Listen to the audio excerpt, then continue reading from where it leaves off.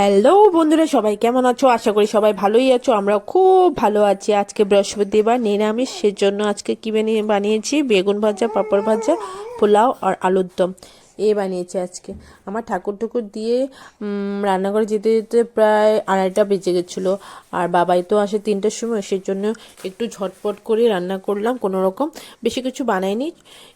পাঁপড় ভাজা, বেগুন ভাজা আর আলুর দম আর পোলাও করেছি। বাবাই খাওয়াচ্ছে ওর ভাইকে। আর এই যে ভবকে নিয়ে বসেছে ওর বাবা, আর ভুতুকে নিয়ে আমি পাঁপড় ভাজছিলাম।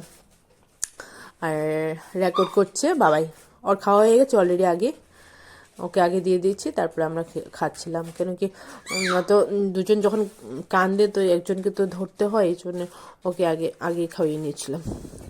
আর এমনিও স্কুল থেকে আসছে একটু টায়ার্ড হয়ে যায়, তো ওকে একটু তাড়াতাড়ি দেওয়ার ব্যবস্থাটা করি আমি যতটুকু পারি।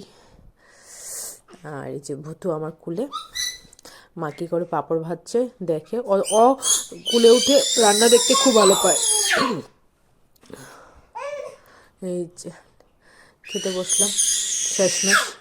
সাপোর্ট করুন গাইস, প্লিজ পাশে থাকুন, লাইক কমেন্ট শেয়ার করুন।